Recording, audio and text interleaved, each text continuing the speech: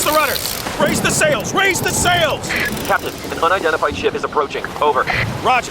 Wait, is that an Enterprise sales solution? Reach sales professionals, not professional sailors. With LinkedIn ads, you can target the right people by industry, job title, and more. Start converting your B2B audience today. Spend $250 on your first campaign and get a free $250 credit for the next one.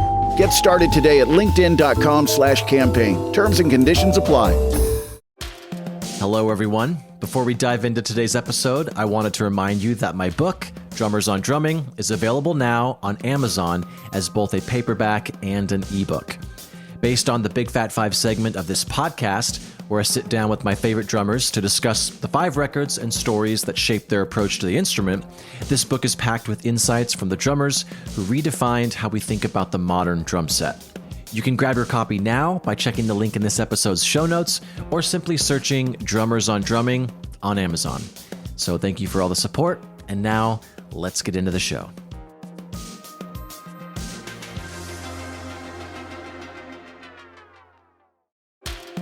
What is up? Welcome back to Drummers on Drumming, a podcast powered by Big Fat Snare Drum. So I forgot to introduce my guests in real time, so I'm doing it now. Today we have another episode of the Drum Panel, and we have myself, Ben Hilsinger, and Brendan Buckley, returning guest. They're both returning guests, but Brendan Buckley, who plays with Shakira, he's played with Morrissey. He's one of the kindest and most intellectual people I talk to, and a great drummer. And Saurabh Singh plays with Muna, also one of my favorite people, very intellectual. I just knew that, whenever we run into each other at the practice spot, we end up talking about some really cool stuff every single time. And so getting these two on, and they're also very close, they have a history, so it was good chemistry. And we talk about a lot of stuff, but the two things that stuck out to me were, does good technique have to feel good? And what makes a groove feel bad? Bum, bum, bum. Okay, well, here we go. I believe we started talking about Aaron Sterling releasing a list of affordable microphones on Instagram, and so that's kind of what Saurabh starts talking about right away, and I hope you guys enjoy the episode. Cheers.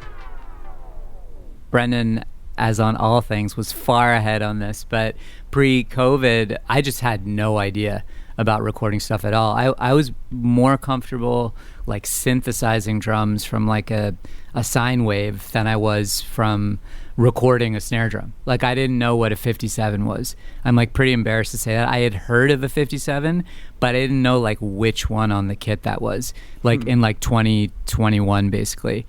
Well, I like that you admitted that, and you have before, but people, but honestly, yeah. People listening, I think that if they're at a certain point in their career and they still, like you, didn't know what an SM57 is, it's like, well, I'm too far gone now. I can't ask someone what that is.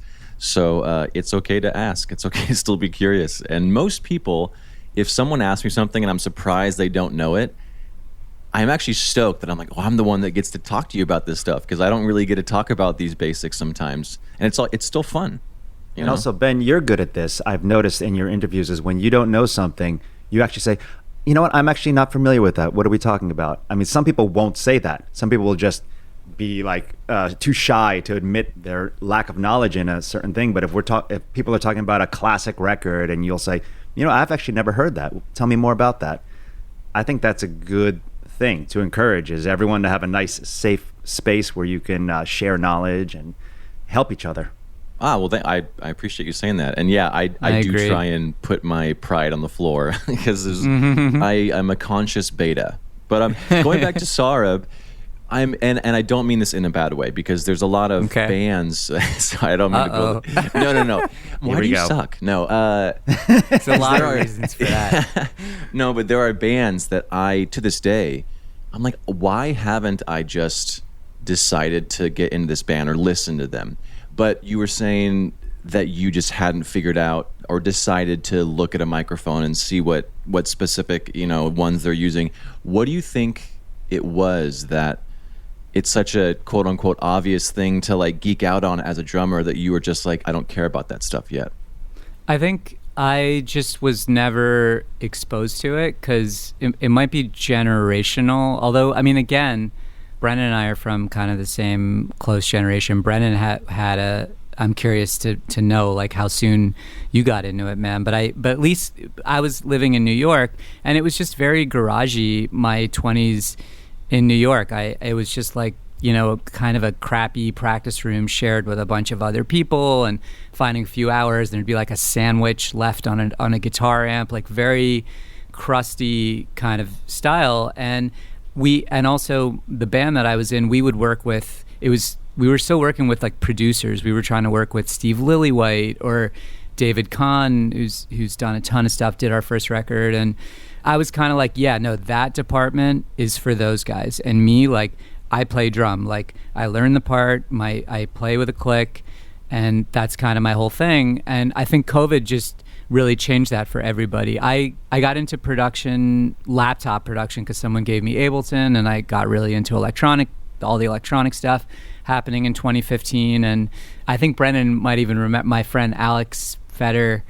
our friend Brennan and I took lessons from a DJ, Ableton lessons from a DJ, and I was more sort of comfortable with that. But the idea of like all these mics on a drum kit and phase and all this stuff just terrified me.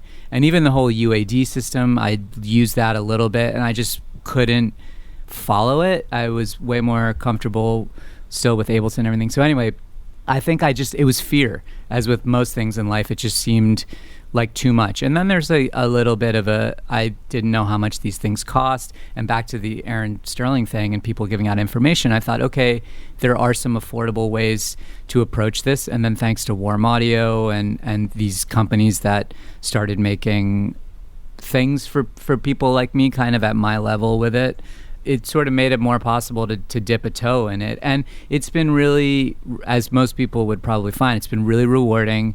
It's sort of changed how I play a lot, because you get that real-time feedback, and I don't do a ton of sessions. I don't get called for a lot of records and stuff like that. So I don't really get to hear that stuff these days unless I'm recording it myself. You know, I think people like Brendan and you know, Matt Chamberlain and Sean Pelton and people who are really sought after and get to record a lot, you guys get to really hear yourself, and that's why you sound like $1 million, Brendan.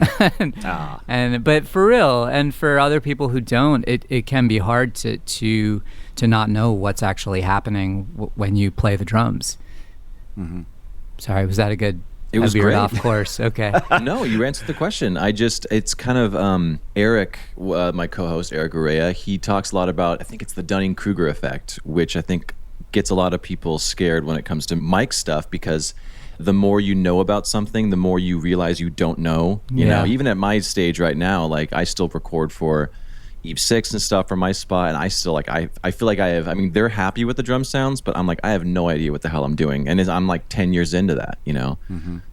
I once did an interview with our mutual friend Blair Cinta for his recording podcast, and we were chatting about, you know, how we got into it. He really wanted to know about, like, he was telling his story and asked me, how did you get into recording? And I said that for me, it was much more of a lo-fi, do-it-yourself band version of that, where in high school, we had these cassette 4-tracks, these old Tascam cassette 4-tracks, and someone would write a song, and then they bring it over my garage and say, can you put a beat on top of this song? No click track. I'd have to listen to some dude's song and just try to put a beat with one microphone.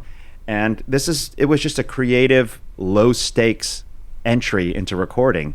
Was where do we put this microphone to get a good sound with, you know, one SM58? And then I would record on top of a friend's song that he wrote. And then I went to I was fortunate enough to do 1 or 2 band records in high school where I went to a studio and actually saw a fully mic'd kit, and never saw that before. And then I went to UM, like Sarab, and they had an engineering department there. So if you became friends with some of the kids that were studying engineering, they would grab you and do a midnight session. Hey, I need to work on this project. Could you come by the studio at midnight and record the song for me? And it was for their project, but then you would learn about, like, oh my God, these close mics sound horrendous, or I thought my drums sounded good, but now they're ringing all weirdly. It's like staring at yourself in the mirror very closely. And that was a great learning experience. But then I started working at this producer's house in Miami. His name was Rodolfo Castillo, good friend of mine still. He had a studio in his house, a really nice studio with a Trident board and an Otari 2-inch tape machine and everything. So he would ask me to come over and record drums on some of his projects, and then he would let me stick around and just teach me how the studio worked. Wow. He taught me about compressors, mics, how to punch in and punch out on an actual 2-inch tape, taught me about MIDI and time code and programming, and it was kind of like interning in a weird way. It was so good, and it kind of got me past the fear.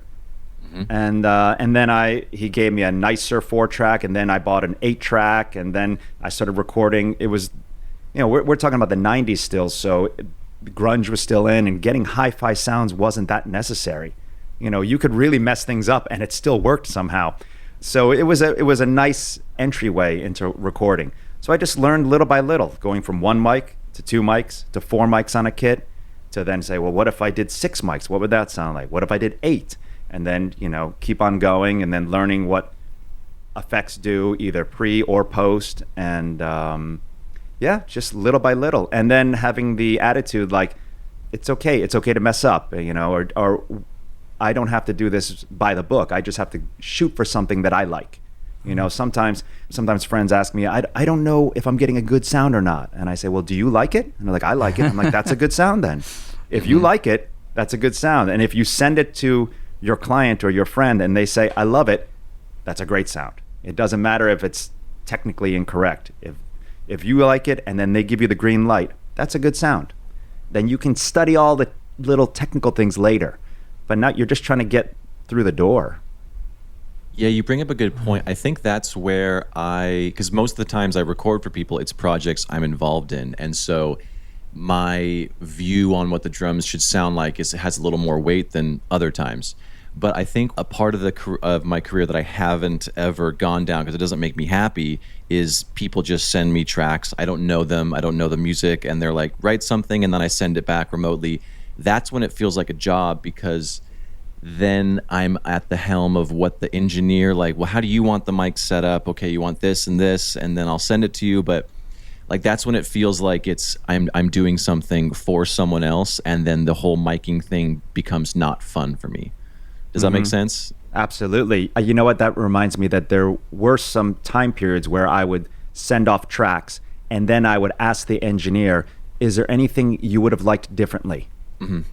And I remember one guy said, how come you didn't send me a hi-hat mic? And I'm like, well, because the hi-hat's really loud already in the overheads. He goes, yeah, but I would have liked to have a hi-hat that I could have panned and EQ'd differently. I'm like, okay, note to self. Next time I work with this engineer, I will use a hi-hat mic. And then I did a project for another guy. I'm like, you cool with the drum sounds? He goes, everything sounds great, but man, this would have been killer if you had room mics. I'm like, well, it's pretty roomy as is. He goes, yeah, but I would have used the room mics a little differently if you had sent them. I'm like, note to self. Next Christmas, I'm buying myself some room mics. And so I think I learned a little bit by being a little inquisitive and say, hey, if in a perfect world, is there something else you would have liked out of these tracks? Or and then you sort of develop a style and a system of delivering where people have less and less complaints over the years. And then, in the beginning they have complaints, and you're like, oh, let me work on that. And then after a while, you can just kind of send stuff off, and everyone's like, great, I can. My goal is to send things that are very mixable. So when they import them into their Pro Tools session or whatever they're using, they're already ready to be mixed. Yeah. So that's my goal, and that's what I shoot for. And then I'm sure, that's probably how I would approach it. And then I've worked with some engineers, they're like, dude, don't put any compression on the overheads. I have my thing that I do. Just give me literally raw. Don't even EQ it. Just let me do my own. I'm like, all right, cool, whatever. I will say, so speaking of recording yourself and then hearing the final mix, if your performance is quantized, sample enhanced, compressed, mastered, all that jazz, at what point does it stop being your drum take? Wow. That's a good question. There are times where I've recorded on albums, and then the album comes out and I check out the album and I can't even tell if that's me or not, because things sound so different. And I'm like, I could have sworn I played on these 3 songs. And I'll even write the producer, I'm like, hey, he's like, what do you think? And I'm like, oh, so that is me. Okay. I wasn't sure if they replaced me or something. But, that's production too. Sometimes, with layering and sound replacing and quantizing and everything. That's part of what they're going for. I try to leave a studio or send tracks that they don't have to do that. Everything sounds really, really in tune with the track, so they don't have to fix anything. They don't have to replace anything. That's my goal. If they decide to go beyond that because of some kind of modern pop technique, I understand that, but they shouldn't be doing it because I messed up somewhere along the way. I gave them a horrible snare sound, or the hi-hats are bleeding into everything, or my time is too rocky. Those are my problems, and I shouldn't be giving them those problems. If it's a production technique, I get it, and so be it. I would say it's still your drum take, because there's sometimes, I mean, as long as you're not just doing like a one headlight thing, at that point it's like, then yeah, that is just every hi-hat's the same. But if you're still playing the kit a little bit, your dynamics, even if it is compressed and limited, are still, you know, your hi-hat work's still you. There's still some of that in there, but yeah. I can remember an instance where I recorded an album with a producer and an artist.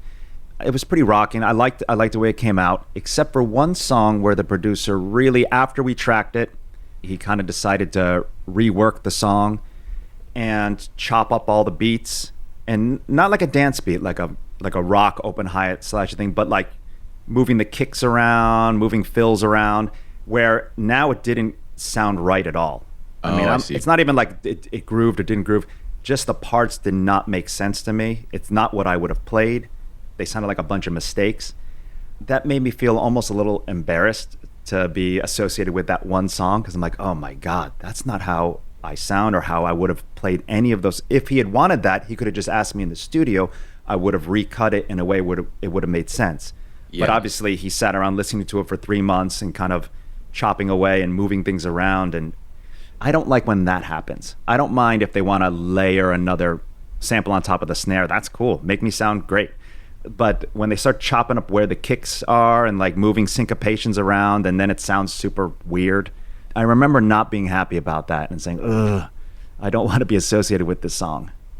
There's ego surrender when you go into these things, because I think everyone's probably been in a situation where you're doing takes for a producer and there's one that you really like, that you think, oh, I really honed in on the click and I crafted every fill and I just like executed this to the perfect degree. But then you go back in the room and they're sitting there with the songwriter and they really responded to one that was like kind of jankier feeling, you know, and rough around the edges. But sometimes people like that because they know that it just feels emotional, or like to your guys' point, they're kind of like, well, we don't need the perfect edited one because we can do that if we want.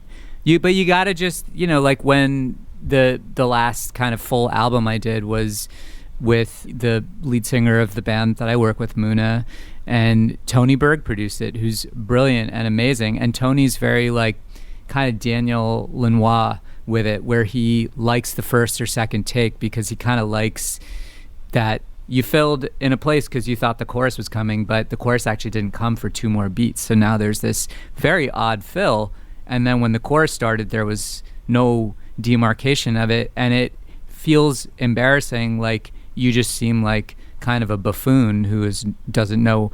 But it's just strange and quirky and then very memorable, and ends up being like, I remember during that whole process, I just was like, Tony has a magic touch with that sort of genre, that kind of muso songwriter thing, and he just really understands what works. And there were things that even I hear where I'm like, gosh, I know there were takes where I played that a lot better, but it's not about me. It is about the whole thing, and you kind of just you got to surrender to that. I mean, I haven't been embarrassed by something to that extent, but I definitely have like played on stuff where I hear where I'm like, I know I could have done that a lot better, but they didn't pick that one, or I didn't get a chance to really get there with it, that kind of thing. So it's like good. It's same with doing these late shows, you know, where it's kind of like you get the 1 or 2, like with Muna, they love doing a second take because I think Phoebe Bridgers told them, always ask for a second take. They let you do a second take. So like whenever the second take comes, I always play it a lot worse. And that's always the one that they use. And I'm always like, okay, well, now this thing's going to go on YouTube. And it's just a good, ego check to kind of remember, you know what, it's actually not about me. And it's hard to realize that sometimes, but that is the truth. I mean, where we all know, like, the most important thing is actually, in popular music anyway, is the vocal delivery. I mean, that's what people are, that's what my dad is hearing more than anything. Are the vocals in tune with it? So it's, yeah, I always treat it as like a bit of an ego surrender, all of these things. Well, yeah, and just getting rid of your definition of what the word better means. Yeah, and I think maybe because of social media or it being like a chops era or anything, like, I do feel like sometimes there's a pressure for drummers to like make the gig or the show about them, and sometimes that is great. And I'm like, Brendan knows, like, we all love it, like we're into it, but of course, like, it is kind of actually about the music at the end of the day. So some people can thread it really well, like Vinny, but, yeah. There's a quote I heard a long time ago that really resonated with me, is you don't ever finish a project, you just abandon it. Meaning, like, you can always think in your mind as an artist that you can do one better one. I can always do it better. We can always rewrite the bridge. I can always do another take that's a little more consistent. I can do a cooler fill going into chorus 3. Yes, but look at the clock. We got to go. Let's move on. I love that. I love constraints, limitations, all that stuff, because it keeps you kind of reined in a little bit. And like Sarah was saying, looking at the bigger picture, we're trying to get a late night TV performance, or we're trying to get this song recorded, or we're trying to make an album, or whatever we're trying to do. That's the goal. You getting the best ghost notes is not the goal. The goal is to get this project across the finish line. So if you sit there and you obsess about your little things and you're preventing the project from moving forward, that's not seeing the big picture. So I think learning to just say, okay, can I live with this? Can we move on? Can I live with this? Can we move on? Is an important thing to learn over time with experience, and not obsessing. We all obsess, so it's you have to learn how to not obsess. I'm obsessing about this answer. Is it working? I don't know. Let's just move on. Me too. And to add to your original question, Ben, is it still the drummer? I won't say who the artist was or who told me, but there was someone who brought Vinny in, and they quantized him. After they tracked him, they just fully gridded it. And of course, you do wonder at that point, did they need to get Vinny? Could they have not just gotten the assistant engineer to sort of lay it down? And then there's no answer. I think there is still a thing to having a person, and there's tones and sounds, but again, then you get into sound replacing and all the modern technology stuff. It's hard to say, is it the person or not? Speaking of modern recording, I was talking to the Eve 6 tech this weekend. We played Innings Fest, which is, I have a few more questions when it comes to that. But we were talking about Pro Tools and blah, blah, blah. And then he brought up like what's it called? The groove, the Beat Detective groove thing, where you can actually import a drummer's feel, and then it can learn that groove, and then you can quantize to a real drummer's groove. It's not just like to the 16th note or 16th note / 16th note triplet, and then push enter. You can actually like get a drummer's groove, which I didn't know that. So is that Pro Tools? I guess he said Logic has it too. Okay. Which I don't know about, but yeah, you can import. So like, say you're playing a song, you can import maybe not a jazz track. It's a little more. Well, maybe let's just say for you, Sarab, Nefertiti. Just import that song and say learn Tony's feel. And then with whatever tempo you have, good luck with that one. Exactly. Yeah. A lot of CPU for that one, but then you can just play a song, say it's at 140 BPM. It will quantize to Tony's groove at that tempo, theoretically. And so it got me thinking, if there was a plugin like that where you had a lot of presets, what would be a drummer that you guys would, let's put it in the context of, because we all play pop, or we all have played pop or currently play pop. So it's like, if you were to play a pop gig, but they wanted you to record a drum take with some swagger, and they said it can't be your feel, for some reason they're like, Brendan, we don't want your feel, which would be insane. Why would they say that? I say that all the time. Insane. Guaranteed they don't. But which one would you guys choose, or maybe which few would you guys choose? Yeah, I can think of some good examples, because there are feels that I have emulated and I've gravitated towards over time. Like we've talked about this before, that I love Carlos Vega. Oh, yes. I love Steve Gadd. I love Matt Chamberlain. I love their feels. I love the way they musically approach tracks and where they want to put beats and tones and fills, everything. But then there are other drummers that I love also that are almost in the polar extreme.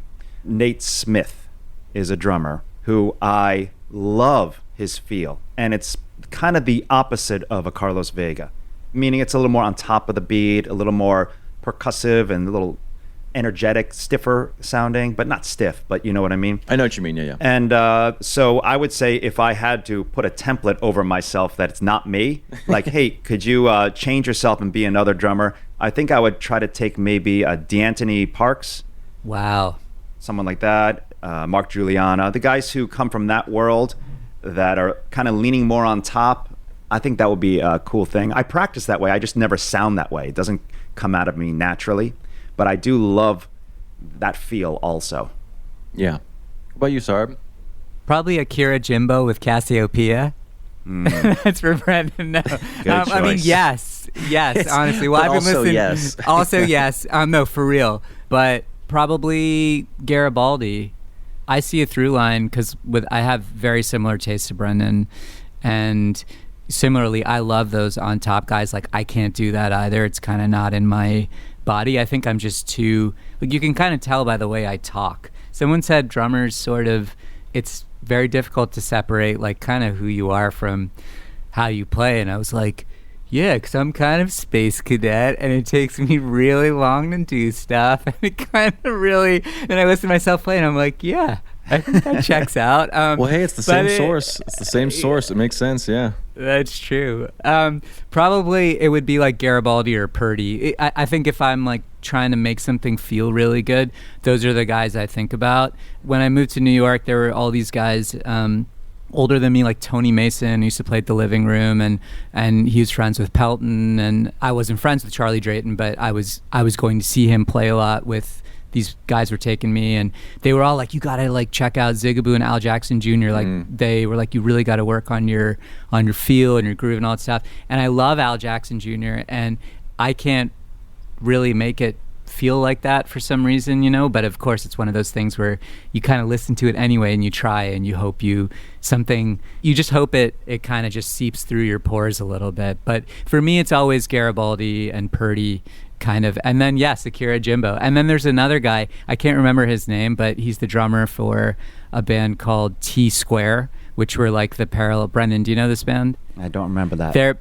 I'll send them to you. They were happening at the same time as Cassiopeia was in Japan in the early 80s. And the front man was this like 6'3", looked like a Japanese warrior, and he played an iwi, an electronic wind instrument, a MIDI saxophone essentially. And he had this ripping band, and they were listening to Gad and Weckl and stuff, but sort of doing it their way, and it was more catered so that a crowd could like clap on 2 and 4 at a big festival. This is very funky, but kind of jazzy and groovy. What I think has helped with, if you ask yourself this question, like I want to sound more like Al Jackson Jr. or something, and you listen to records and you try to play along to the records, you're like, I think I'm getting it, and then you record yourself and you're like, nope, I'm not getting it yet, I'm not there yet. I think that one of the beauties of where we are today with technology is you can see videos of a lot of our favorite drummers, and I think that is so valuable because you can put on headphones and listen to a recording and try to emulate it, try to tune the same way, do the same fills. But then when you look at them, the way they sit, the way they touch their drums, how hard they're hitting their drums, all this stuff, it really puts it into a better picture of how they're getting those sounds and getting those feels. You know, just look at James Gadsden and all those old videos, you know, how the sound is so big, but he's hitting so lightly. That kind of thing is something to say, oh, so that's what's going on. Or Clyde Stubblefield or something. You're like, oh, you know, he's not swinging for the fences. I think you can learn a lot from watching guys, how they're sitting, how they're holding the sticks, how they're touching the drums or the cymbals, rim shots, no rim shots, side of the drumstick, tip of the drumstick, you know, all sorts of things that really inform you on how they're getting that magical feel. And I like doing that a lot. If I'm into a drum, I'm like, I want to see how he's getting that magic, and that helps me a lot. Well, Brendan, you're a great co-host because I actually had something I wanted to bring up, and I didn't know how. So Eve 6 played Innings Fest last weekend, and Sublime was also playing, so we were able to watch them side stage, and I noticed that the drummer always lifts up his right hand from the hi-hat when he hits the snare. It blew my mind because I've always been playing Santeria and even their new song Ensenada. It's kind of that new jack swing, kind of fast right-hand shuffle. And by the second verse, I was always gassed. And so seeing him play it live where he lifts his hand up, I was like, oh yeah, that he's giving himself a little break in between. That's how he can do it. I mean, I'm sure he can do it the other way too. He's a great drummer. But I tell myself you need to, stop watching YouTube and then actually just hear the music and interpret it through your own playing, and that's how you develop your voice. It's cheating just to go to the source and see it. But sometimes it's okay to see how they do it because it makes life easier. I mean, I guess before YouTube, you would have to do what you did. You'd have to see a band live and say, that's how he does that. Oh, now it makes sense. I've been a fan of this guy, Elvin Jones, for years, and then I go to see him play, and that's how he's getting that sound. It's like, that's what you hear stories about people. They didn't understand a drummer till they went to see him live. So now we can do it one step easier where you can just type in their name and say, explain to me how he's getting this cool vibe or this intangible touch, and then you can see it, and then you go to the shed and you try to practice a little bit of that.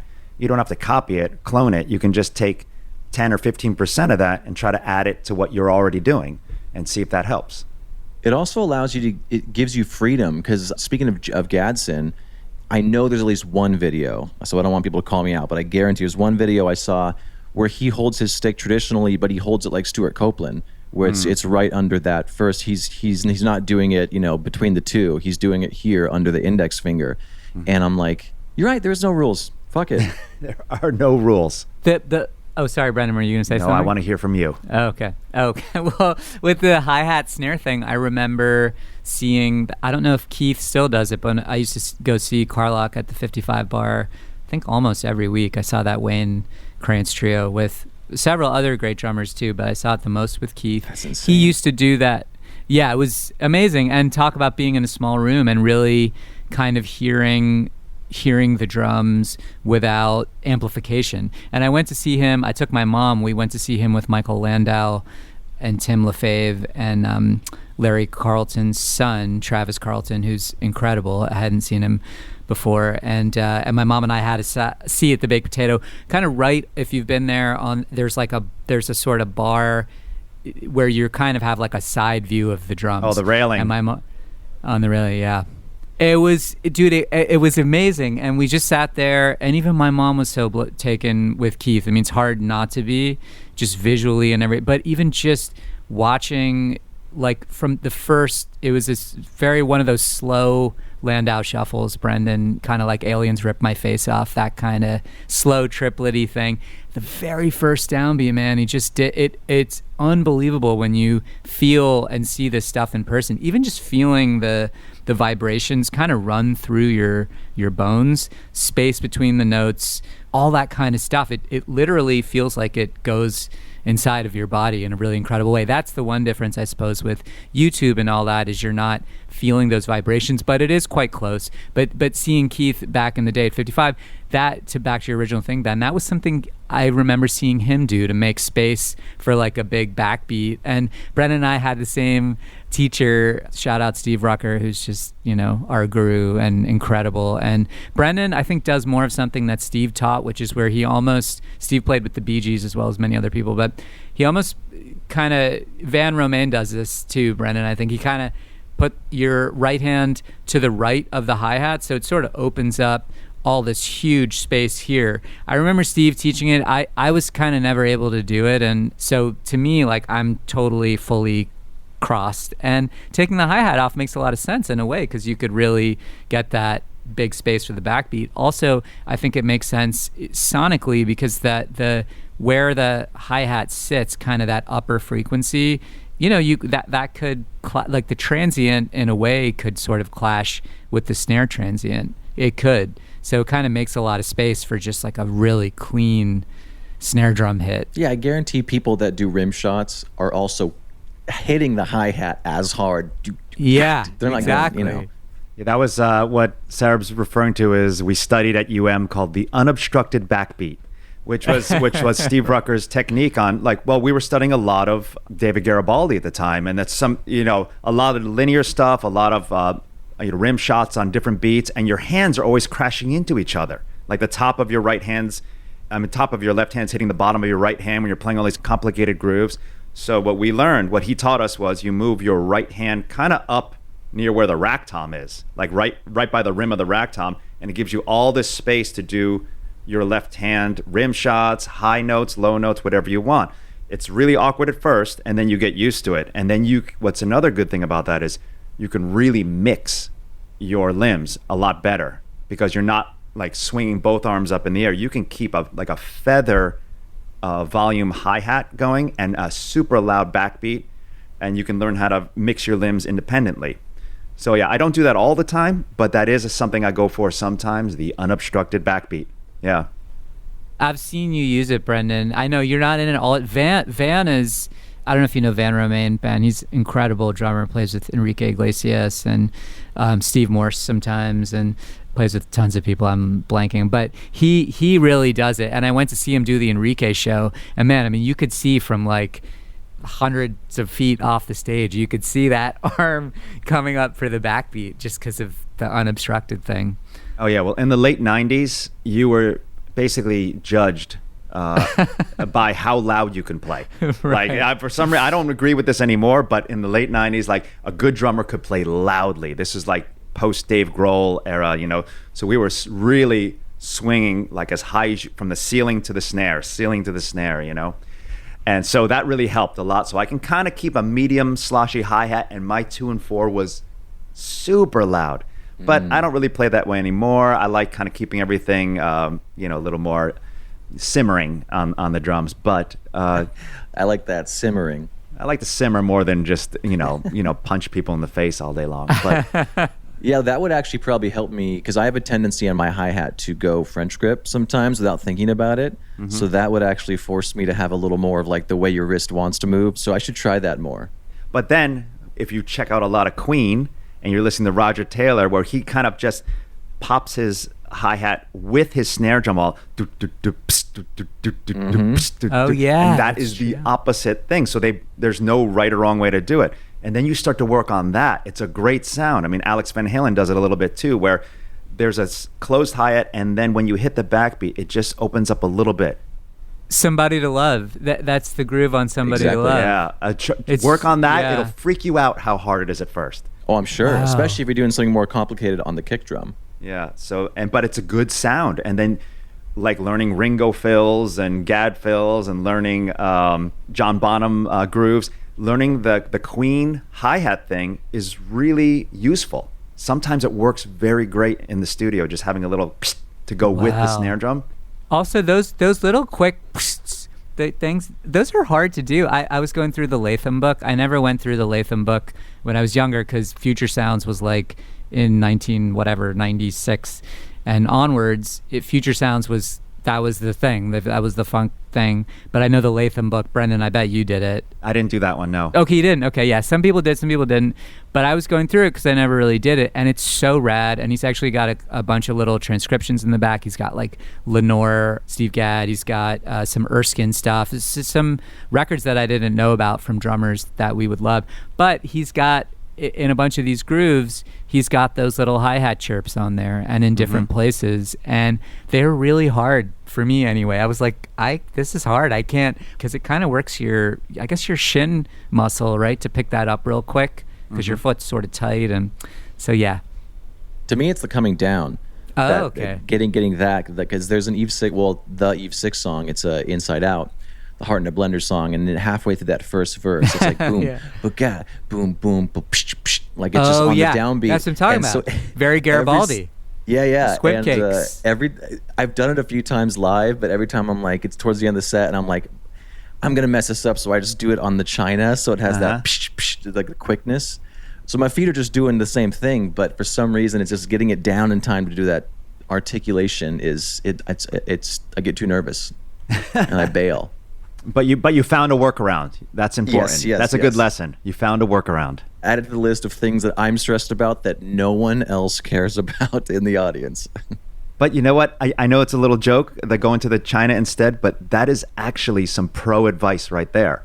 Is if you're going to play a show and the groove you're trying to do is just not feeling right, and then you can do one that actually feels great, do the one that feels great. Don't suffer and just because you're trying to do something note for note perfect, but it's not feeling, it feels like a C+, go for the A+. And if it means doing that, I think that people get too caught up on trying to play the exact fill or exact groove from the record or from the previous drummer when there might be an easier way for them and no one's going to notice and it's going to sound 1,000 times better. Just go for it. And I think that's a pro tip. Whether your business has 6 floors or 6 employees, Walmart Business has everything you need to save time, money, and hassle. You can restock your break room with bulk ordering or bulk up your ordering team with shared payments. And you can get it all delivered straight to your business's door, whether that's on Wall Street or Main Street. Walmart Business. It's the Walmart you love, now for your business. Learn more at business.walmart.com. But when it comes, because you were talking about technique, and so I was editing my second book, which you guys are both in the first book, so thank you. But it was Chris Dadge. She was a producer and drummer from Calgary. So he said that technique is simply the ability to execute your ideas, full stop. What are your guys' relationship to technique when it comes to allowing yourself to not analyze it too much? Well, I would say that what are we trying to do? We're trying to play the drum set in this scenario. And so we're trying to express ourselves somehow. To rob from Bruce Lee, we're trying to express ourselves. Whether that means playing beats, playing funky beats in time, or rocking beats, or chill beats, or maybe we're trying to take drum solos. Maybe that's our thing. Or maybe we're accompanying a singer. Maybe we're rocking out with a band. Whatever it is, we have a task. The task is we want to express ourselves in some way on the drums. Technique is just, for me, a way to achieve that. You know, you can do it with poor technique, great technique, efficient technique, inefficient technique. So I'm actually just fascinated with technique. Bad technique, good technique, you know, everything. I love it all. So I love studying different ways that drummers approach their instrument and achieve their ideas and their tasks at hand, playing in bands or playing solo or doing drum clinics or doing recording sessions, whatever it is. I'm fascinated with that. So therefore, I don't get really bogged down in what's right or wrong or good and bad. I think, oh, that works, or that's another way to do it, or that's interesting. And then you apply it to your own body and what you do well and what you don't do well, and you know what things you need to improve upon and things that are working well for you. So that to me is technique in a nutshell, is how do we approach this instrument and achieve these ideas and express ourselves mechanically and mentally. How are we doing that? And then you're working on ways to do that, to improve upon that over time. Yeah, I mean, I think Brendan's absolutely right. I think sometimes if I were to like look at it in a, like just being super direct about it, it's kind of like I want to use it to, there's sort of like 3 or 4 things. I want some speed. I want a feeling of buoyancy, of stuff just having, like always having a great bounce, going back to Garibaldi and a lot of the drummers I love. It's always I like that springy kind of sound and feeling. I do want to be able to have some power, because I think like modern, you know, you guys know this better than anyone, playing big shows and stuff, you gotta be able to push through a little bit so the band can feel it, and even through their in-ears, because so many people don't even have the drums very loud in their mix. And I realized like you kind of gotta give it to them a little bit. So it's kind of those things. It's to get speed, power, feeling of buoyancy, and to just also like I've found, you know, there's shows, festivals, I'm sure, I don't know if you guys have been through this, where like after I've finished playing it, like my hands feel bad. You know, I have a little water blister on my pointer finger, and I was like gripping because I was nervous and I wanted to just, you know, muscle through it. And I did it, and I feel so bad about it. And people are like, how's the show? And I'm like, nah, it's not good. I didn't feel good at all. They're like, well, I thought you sounded great. I thought that was one of the best shows we've done.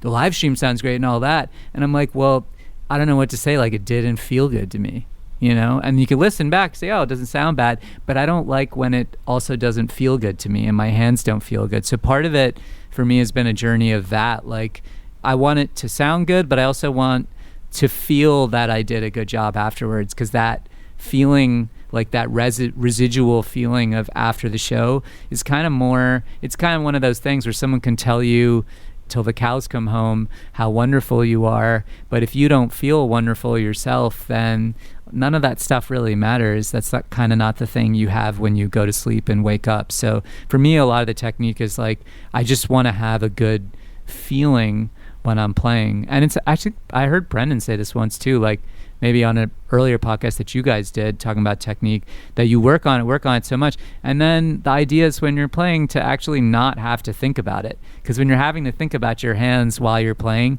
then that probably means that you have something to work on. And I've been in that place so many times, which is when I've gone to Dave, to Elitch. I went to Morello when I lived in New York. I studied with Joe for a while. Like then I went to Bruce Becker recently, who was also amazing. And I hit those points, and then I usually just try to find somebody to kind of put me back. And just often they all have such different things to say, as you guys know, and they're all valid and they're all so amazing. And I watch Brendan's videos all the time. Every time he posts anything, I'm eagle-eyeing his grip and his hands, and all this stuff is just makes me, just to try to get me to be more mindful of my own stuff. Well, I think go ahead, sorry. I was going to say, like, to continue what you're saying is there's a time for obsessing about technique, and then there's a time for performing. And it's cool to try to separate the two. You know, there's a time to say, you know what, I want to work on this. I want to work on being able to play without getting blisters. I want to work on getting a better rim shot. I want to work on, you know, getting nicer ghost notes. And then you go to your practice space and you do a 3-hour session or 1 hour or 7 days in a row, whatever it is, working on these tasks. And then you should practice it to the point where, okay, now I'm going to go do my gig and I'm not going to think about that anymore. I'm not going to think about it at all, actually. I'm just going to play this music. Hopefully those 7 days of practicing will slowly filter into my playing. It's not like you shouldn't go and say, okay, now I must think about what I was working on all week. You should actually go and forget everything you worked on this week and just play the music, and hopefully the practice filters in. That's the idea of the whole inner game of tennis. I don't know if you read that book, very famous book, that, you know, separating your analysis from your performance. You know, when it's time to perform, just perform, and then go and analyze the crap out of yourself, and then put that away and perform. And then you just use the analysis and practicing to help you perform better, but you don't analyze and judge yourself while you're performing, because that's detrimental to your performance. So yeah, I obsess about cool technique and improvement and all this stuff.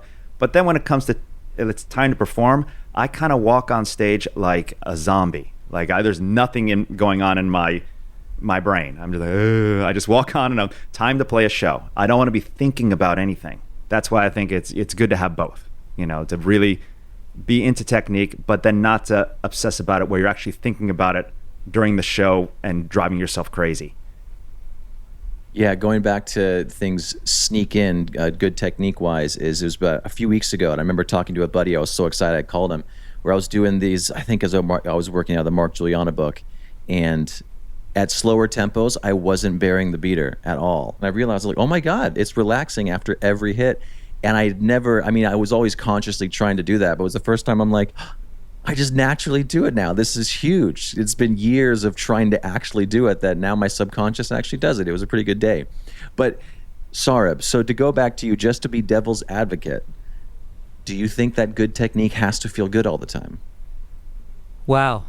Well, the answer is no, it doesn't have to feel good all the time. And same with great playing, because if you look at, use Weckl as an example, the early, that back to basics era Weckl and the next step, a lot of people love the sound that he got out of the drums at that period. It was pre-Freddie Gruber, and people talk about debate this all the time and stuff, but it sounds amazing, and those are the Master Plan, all these records, early Chick Corea stuff. And then he studied with Freddie, and it kind of opened his playing up, but the sound is I wouldn't Brendan could probably describe it better, but it's a more open, fluid, a more slippery kind of sound, like a less sort of pointed, really kind of more staccato kind of a sound. And he changed his grip. And one reason why he said that he changed his grip was because he was having, like, it wasn't feeling good to him. He was having to tape his fingers and do all this stuff. And he was like, I don't want to do that anymore. But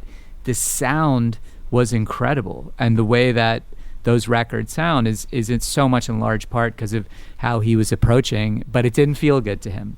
So you're right. And I thought his technique, of course, was amazing then, but he didn't, he felt like he needed to make a change, which has been awesome. So to answer your question, no, it doesn't have to be correct. I was talking to the incredible Zach Danziger about this recently also, about how so many of our favorite guys, I mean, dude, Ari Honig is like one of the best examples you could find. And everyone is, watches him and thinks, wow, it's like, if he was in LA, we would have, we'd have his back straightened and we would have, we would do whatever. But it doesn't matter because it sounds incredible.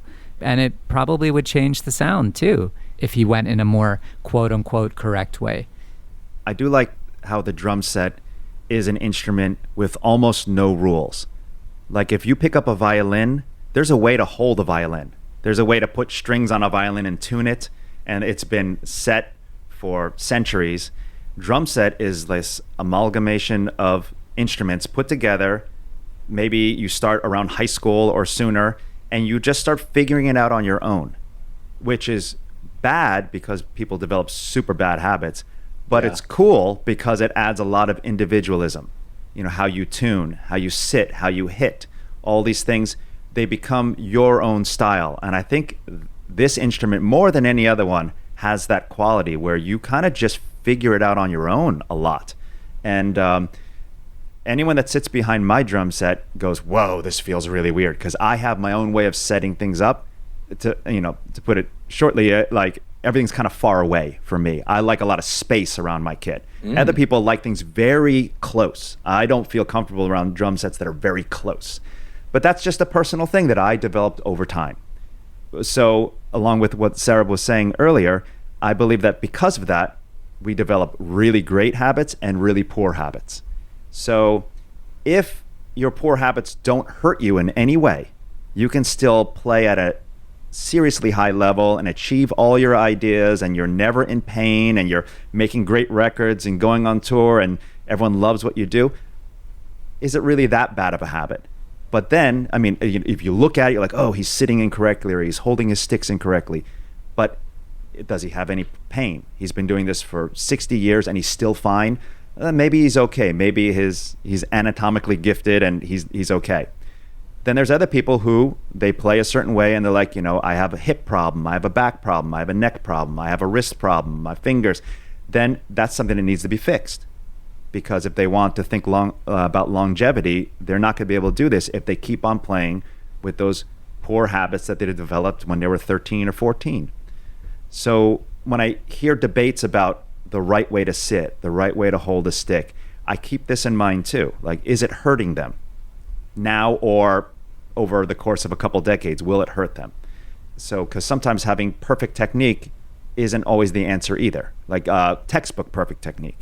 Mm-hmm. You have to be your own drummer too, be individual. Because there's examples up and down the list of heroes that they held the sticks weirdly, or they sat weirdly, or they kicked the pedals weirdly, but it worked for them, and a lot of them made it their whole careers without any injuries. Then there's the stories of people who are very badly hurt playing this very physical instrument. So that's where you have to have a lot of focus. Is, am I injuring my body playing the drums the way I've chosen to play the drums?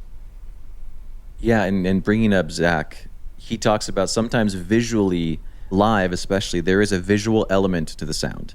That sometimes if someone sounds good, like it sounds like a rock drummer, that everything's full and powerful, but you watch them back there and they're playing perfect technique and it's getting the sound, but they don't make you want to fucking just like dance. Yeah. Sometimes you have to have poor technique to execute the whole picture. And so it's like, Yeah, so true, man. Well, Yeah. how do we think that in order to execute the best technique is also not going to hurt us sometimes? Because there's sometimes I walk off stage, especially with Eve 6, and I've developed that huge, it's just purple blister there. Yeah. And I'm like, man, I was gripping today so much. And then they both separately like, dude, your snare was cutting today. So Yeah. good. And I'm I like, know. wow. So my body is kind of sometimes sometimes I'm like, this is a one-off. I don't have another show for 2 weeks. I'm going to allow myself to walk off Blow stage it and have out. that, just blow it out.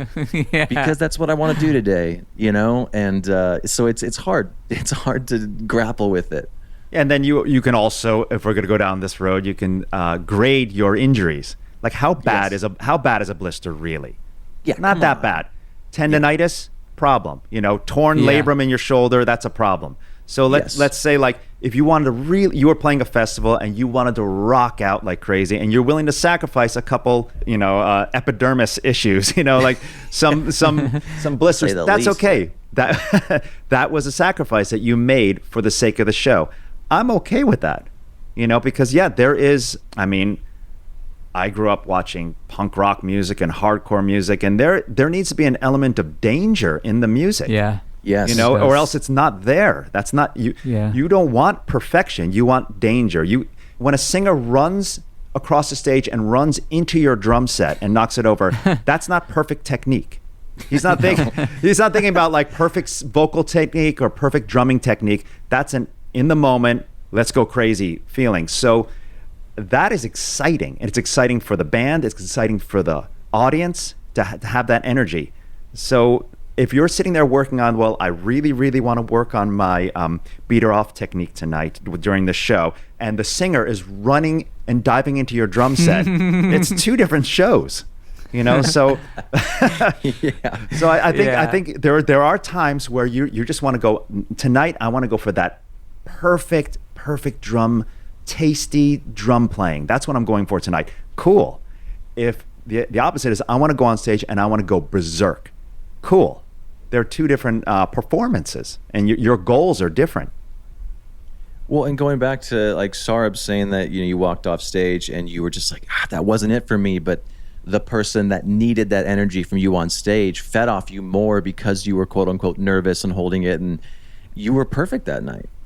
Dude, it's so true, and back to even like when we were talking about being with a producer and an artist, and you're tracking something, same thing. It really gets back to that same thing where it'll feel like, oh yeah, no, that one I just did, like because I felt that my fingers were bouncy, and I felt that I never lost that flow, and every fill happened the way we wanted it to. Everyone has their version of that, but then that's just not the one that they liked, and it almost happens to me anytime that I feel that way.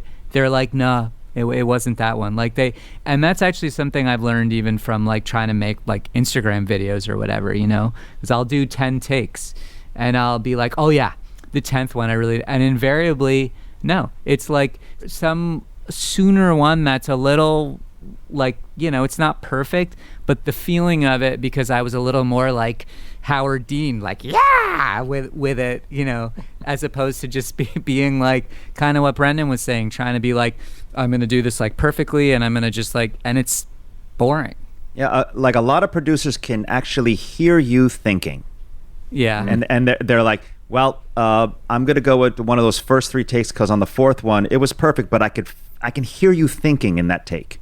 And they don't want to hear that. They don't want to hear a drummer thinking. They want to hear you playing. And sometimes you need to step away, come back the next day, and you listen. You're like, he was right. Yeah. Yeah, sometimes it's fun to record a bunch of takes, take a break, go eat lunch, come back an hour and a half later, and then listen to them all. And you can even listen to them out of order.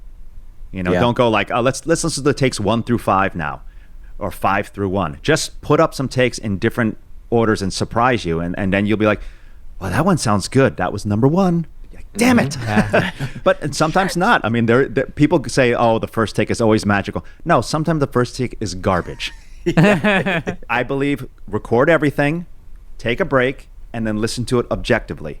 Which one feels like it has enough good ideas and enough consistency and good tones to make it across the finish line. It might not be 1, it might not be take 5, it might be 3, who knows.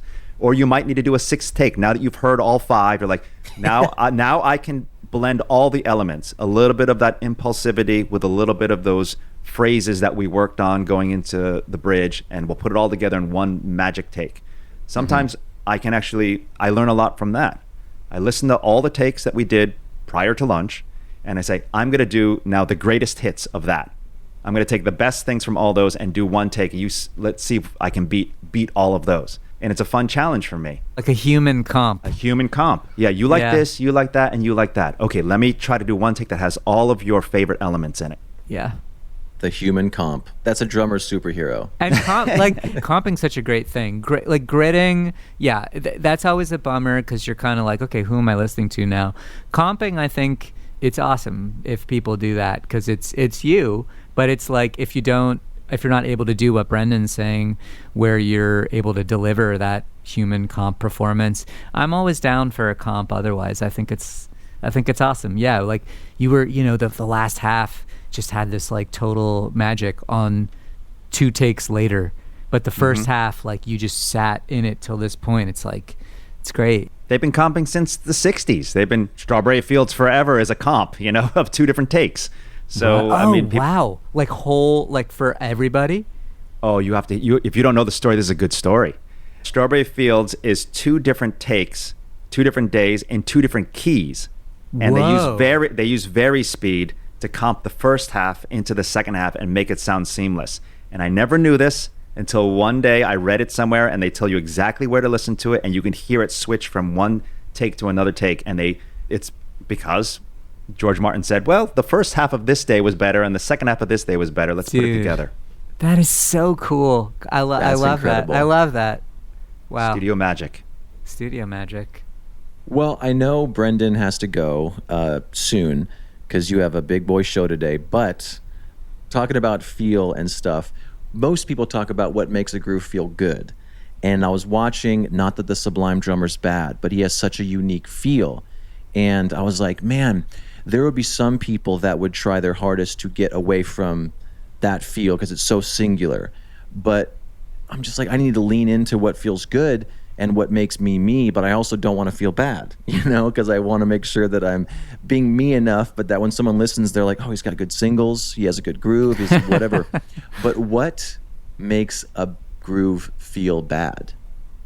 Because you can look at, I'm just going with the zeitgeist. Some people like Patrick Carney from the Black Keys. There are some people that are like, I can't stand listening to that guy play drums. I think it's such a vibe because he plays like a drunken drummer. But it's not a bad groove. But on paper, it might be. But what to you makes something feel bad? Well, I have some ideas. and again, these are only my ideas because we all have preferences. Yeah. But for me, I don't love the sound of inconsistency. Things don't have to be gridded and things don't have to be perfect, but I love consistency. If a drummer always lays his snare drum behind the beat, always, but it's consistent for the whole song, that's still in time to me somehow. Or if a guy I don't know, like people used to cut up these hip hop loops in the 80s in samplers, and they weren't perfect. And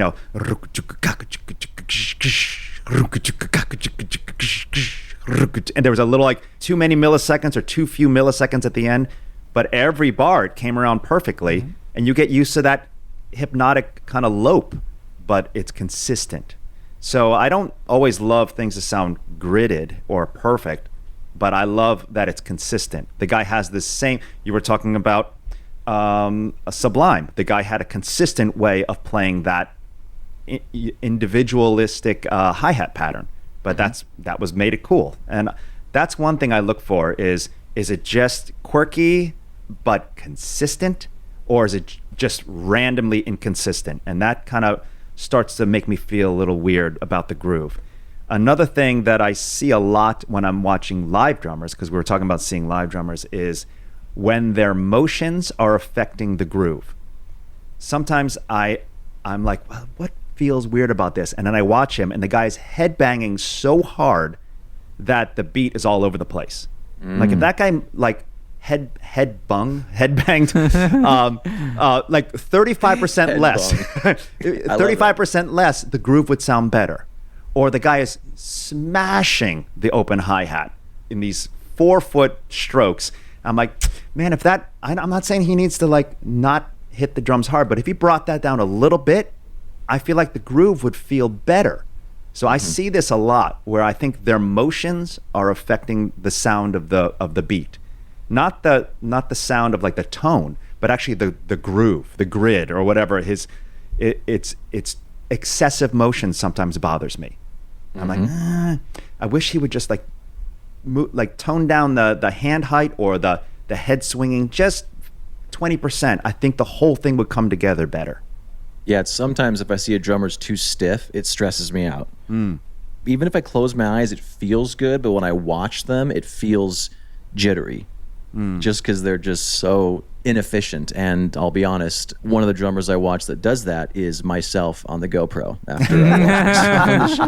What about you, Sarah? What makes something feel bad? Well, I absolutely agree with everything Brendan said. And with groove, like you bring up the Black Keys, it's often on the pop side of music, it's what works with that song. Because if you often, if you walk by someone's practice room and they're playing by themselves, it can feel like it's grooving, but if you heard that with a certain piece of music at a show, it might suddenly not feel like it's grooving to you because it's not fitting it, like their level of consistency or where they're putting stuff isn't working with that music. And I think with the Black Keys is a good example. If you took someone that is quote unquote a better drummer than Patrick, and I think he's rad too, I think he's awesome, but if you took someone that's very perfect, and you put it in it, it might not feel like that person was grooving because the rest of that band, that music needs to have someone playing in that way.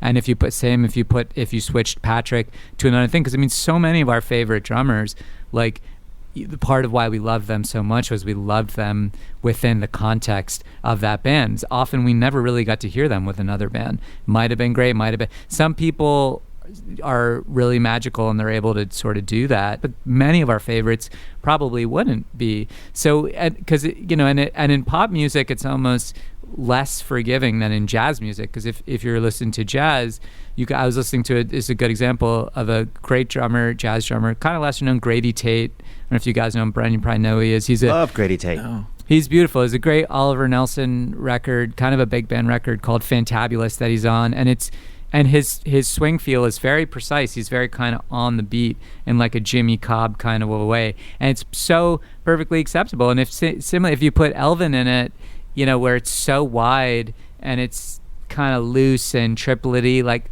I don't know how it would feel. It would probably be okay though, because I feel like jazz music, part of why people love it is it allows for so much, there's so much more space to kind of be that way. And in popular music, I think it's kind of less so. It's really a lot of what is feeling good for that song. Also, so much of pop music is gridded now, so that is another thing that you're kind of dealing with, how people feel with the tracks, with the programming, with the click and things like that. But to me, it's really all about being connected to the music, because in Ben, we're in the same lockout. You hear people play by themselves all the time, and it's so different when you hear someone playing with a piece of music. That to me is when things really get illuminated.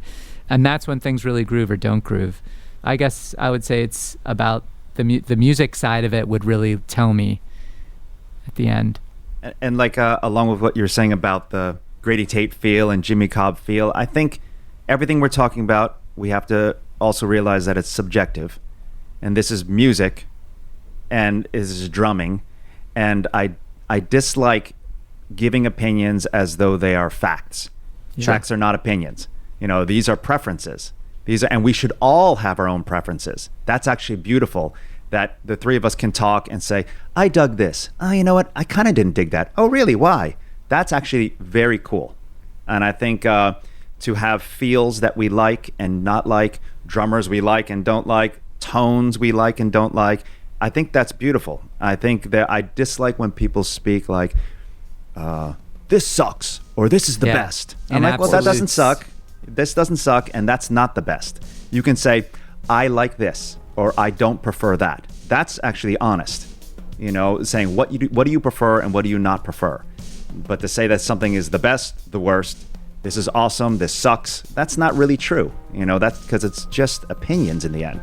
And I think it's great that there's, 10,000 different ways to hit a snare drum or to play a groove or to be in a band or to record a record. And we should champion that, the variety of it.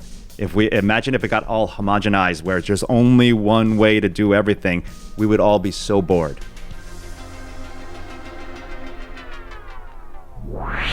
And that's the show. If you're listening on a platform that allows ratings and reviews, do that. It helps more people find the show, so it'll get bigger and better, and hopefully I'll have a chance to sell out one day. But you'll be an OG listener that can brag to all your friends. Anyways, why don't you go and check us out at bigfatsnaredrum.com and follow us on all the socials. Just search for Big Fat Snare Drum and you will find us. The show is edited in part using Isotope RX Audio Editor. It's amazing, so go check that out at isotope.com. And thanks again to Gunnar Olsen for the theme music. Bye!